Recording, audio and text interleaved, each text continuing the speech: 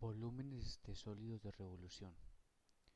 Los volúmenes de sólido de revolución lo podemos definir como el espacio en que se obtiene al hacer girar una superficie plana alrededor de una recta fija llamada eje de rotación o de revolución.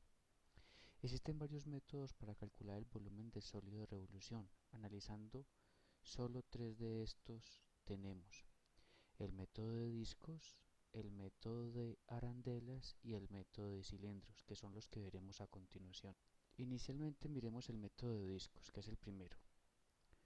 Para este caso, sabemos que siempre se va a utilizar cuando la función gira alrededor de un eje. Ese es el caso especial. Cuando la función gira alrededor de un eje, entonces vamos a pensar en el método de discos. Entonces, por ejemplo, aquí tenemos una función f de x que forma un pedazo de curva. Vamos a hacer girar esta fracción de curva sobre el eje x, así como está indicando acá. Si hacemos girar esta fracción de curva de la función f de x sobre el eje x, entonces fíjense que esa fracción de curva me forma este tipo de superficie, ¿sí?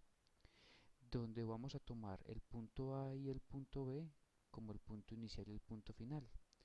Cuando gira con respecto al eje X, esa sería nuestra superficie. En su interior formamos un diferencial de dx.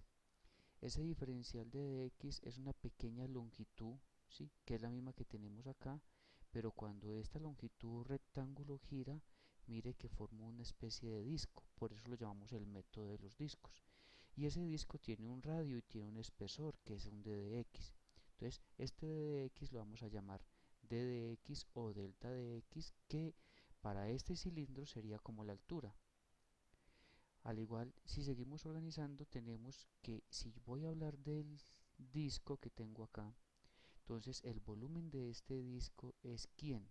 Pues su diferencial sería el del volumen, sería pi por r al cuadrado por d de x, o sea, por la altura. De donde allí tenemos que r me va a representar la función de ese arco, que en cierta forma está representando el comportamiento del radio, ¿sí? Y entonces allí ese r lo representamos, lo cambiamos o lo sustituimos por la función f de x, que es la que tenemos aquí formando el arco, que es la que me da la distancia del arco y del radio, ¿cierto?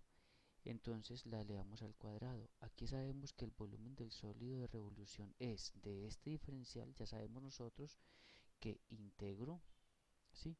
Y al integrar me va a quedar que el volumen es igual a pi, que es constante, límites entre a y b, por la función que tengo elevada al cuadrado por mi diferencial. Se resuelve esto y de esta manera vamos a tener el método de discos para encontrar el sólido de revolución. Aquí vamos a encontrar unos ejemplos que ya están en video. Los vamos a encontrar en estas direcciones: 1, 2, 3, 4 videos para que estudien. Adicional a este le voy a agregar unos ejercicios ya resueltos en documento para que ustedes los puedan analizar y comprender.